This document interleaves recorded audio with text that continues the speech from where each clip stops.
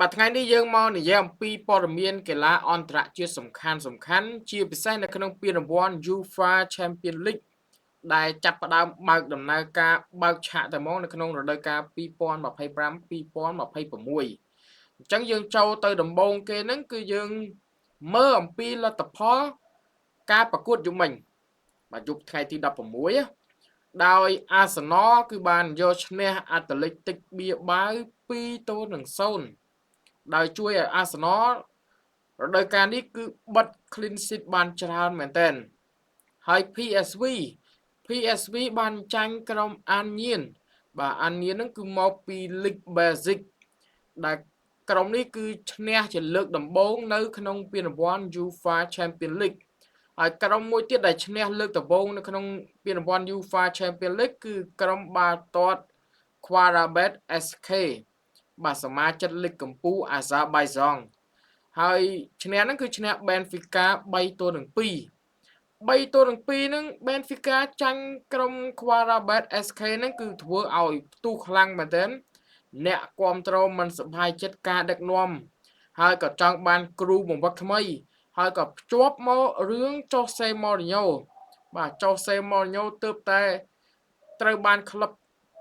ផ្ដាច់កុងត្រាឥឡូវនេះគឺនឹងទៅដឹកនាំក្រុម Benfica ហើយនៅប៉ុរទុយហ្គាល់ហើយមកគូទៀតគូដែលសុទ្ធចូលច្រើនជាងគេ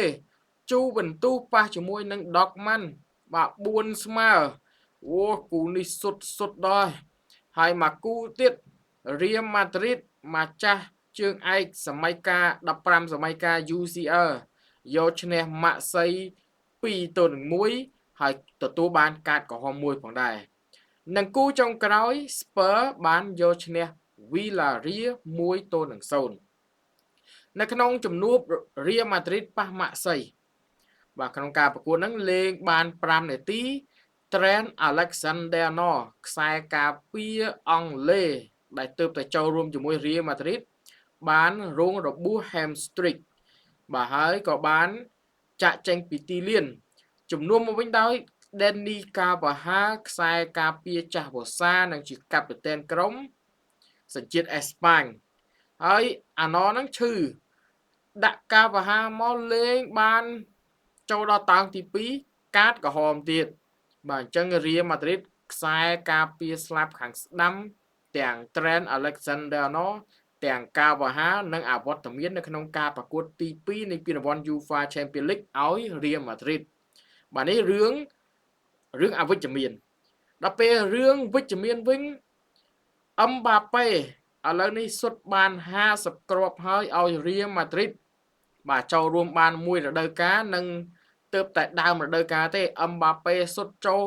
មកប្រកួត2គ្រាប់មកប្រកួត1គ្រាប់មកប្រកួត3គ្រាប់បាទអឹមបាប៉េបន្តសុទ្ធចូលពាក់លេខ10ហើយយប់មិញហ្នឹងសុទ្ធចូលម៉ាក់សីហ្នឹង2គ្រាប់ហ្នឹងសុទ្ធដោយបាប៉េណាទីអញ្ចឹងយើងមើលឃើញពីផលវិជ្ជមានរបស់អឹមបាប៉េឥឡូវនេះអភិវឌ្ឍខ្លួនហើយបាទឆ្នាំមុនមកដល់ Real Madrid អ្នកទាត់ប៉េណាទីមាន Bellingham មាន Vinicius Junior និងមានអឹមបាប៉េបាទពេលខ្លះសុទ្ធមិនចូលពេលខ្លះ Vinicius សុទ្ធមិនចូលពេលខ្លះ Bellingham សុទ្ធអត់ចូលពេលខ្លះអឹមបាប៉េសុទ្ធអត់ចូលប៉ុន្តែចូលមកដល់ឆ្នាំ2025-2026នេះអឹមបាប៉េគឺជាអ្នកទាត់ប៉េណាំងទីឲ្យ Real Madrid បាទប៉េណាំងទី taker ទី1ត្មងឲ្យ Real Madrid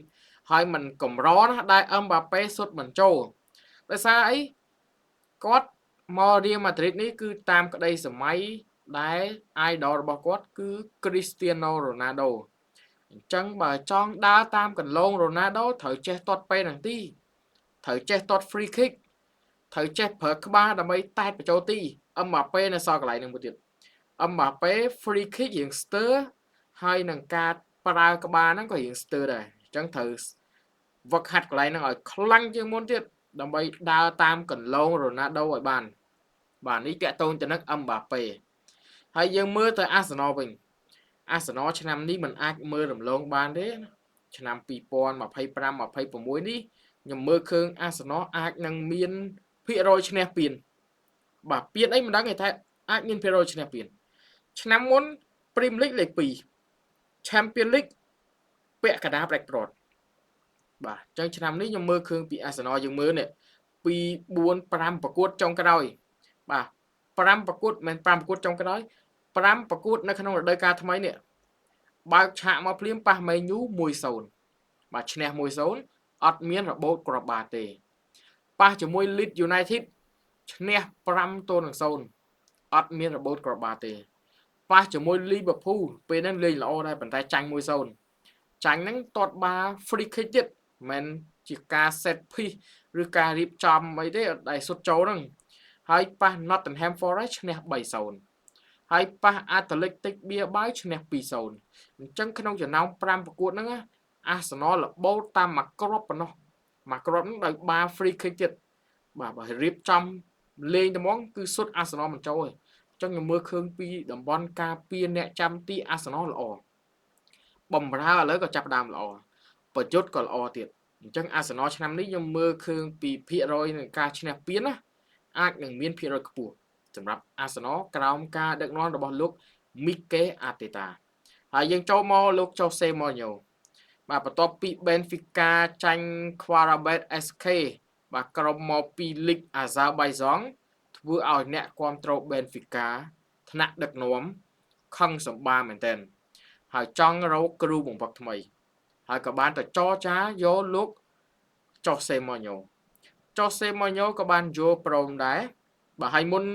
ចង់បាន Jose Mourinho ហ្នឹងក៏បានកំណត់គោលដៅចង់បានលោក Robin Amorim គ្រូរបស់ Man U ផងដែរ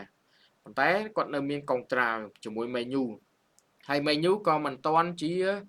ដាច់ចិត្តចែកផ្លូវគាត់ដែរអញ្ចឹង Jose Mourinho នេះកំពុងតែទំនេរបាទហើយ Jose Mourinho គឺជាគ្រូដែលមានបទពិសោធន៍ក្នុងពានរង្វាន់ UEFA Champions League ធ្លាប់ជួយឲ្យក្រុមនៅប៉ូទុយហ្គាល់ឈ្នះ Champions League កាលពីឆ្នាំ2004ផងដែរគឺក្រុម Porto ឥឡូវនេះទៅដឹកនាំ Benfica ដែលជាគូប្រជែងបាទអញ្ចឹងយើងចាំមើលថាតើ Jose Mourinho អាចជួយ Benfica ល្អកម្រិតណាប៉ុន្តែសម្រាប់ខ្ញុំមើលឃើញ Jose Mourinho ឥឡូវនេះដឹកនាំរបស់គាត់ការដឹកនាំរបស់គាត់គឺហាក់បីដូចជាធ្លាក់មែនតើគេចាប់ផ្ដើមដឹងពីតាក់ទិកគាត់ដឹកនាំកន្លែងណាក៏ដោយទៅរ៉ូម៉ាក៏ដោយដឹកនាំបានមួយផ្លែតទេបាទចាប់ផ្ដើមដំបូងគឺល្អបាទដឹកនាំយូរចាប់ផ្ដើមធ្លាក់ទៅគេចាប់កុកបានបាទអញ្ចឹងJose Mourinhoខ្ញុំមិនរំពឹងថាគាត់នឹងជួយឲ្យ Benfica ឈ្នះ Champions League ទេឲ្យតែមកដល់វគ្គពាក់កណ្ដាលផ្ដាច់ព្រាត់ហ្នឹងល្អពេកហើយសម្រាប់Jose Mourinhoហើយរឿងចុងក្រោយហ្នឹងគឺ Inter Miami បាទ Inter Miami ព្រឹកមិញឈ្នះ 3-1 ហើយអ្វីដែលគួរឲ្យកត់សម្គាល់ហ្នឹងគឺ Messi សុទ្ធបញ្ចូលទីបានមួយគ្រាប់ទៀតហើយឲ្យ Inter Miami អញ្ចឹងយើងមើលឃើញថាបាទ Messi ហើយនិង Ronaldo ទោះបីជាគាត់មានវ័យចាស់ប៉ុណ្ណាក៏ដោយក៏ប៉ុន្តែអារឿងរោគ្រាប់បានហ្នឹងនៅតេតក់ណាថាមួយគ្រាប់ពីរគ្រាប់តាមដែលអាចធ្វើទៅបានអញ្ចឹងខ្ញុំមើលឃើញថានៅសល់ពេលប្រហែលជាមួយឆ្នាំទៀតទេ Ronaldo និង Messi ប្រហែលជាចូលនិវត្តន៍ហើយអានេះតាមខ្ញុំមើលឃើញណានៅពេលដែលចប់ World Cup ឆ្នាំ2026ប្រហែលជាទាំង Messi ទាំង Neymar ទាំង Ronaldo ទាំង James Rodriguez បាទ Sergio Ramos អីហ្នឹងក៏ប្រហែលជាចូលនិវត្តន៍អស់ហើយចឹងយើងនាំគ្នារីករាយក្នុងការទស្សនាឥទ្ធិពលបាទ Ghost Legend បាល់ទាត់ទាំងពីរហ្នឹងឲ្យសบายរីករាយទៅមិនបាច់ឆ្លោះគ្នាទេបាទដោយសារតែជីបបាល់ទាត់របស់គាត់20ឆ្នាំជាងហើយគាត់នៅប្រជែងគ្នា Messi Ronaldo ឥឡូវនេះប្រហែលជាសល់ពេលមួយឆ្នាំជាងទៀតទេ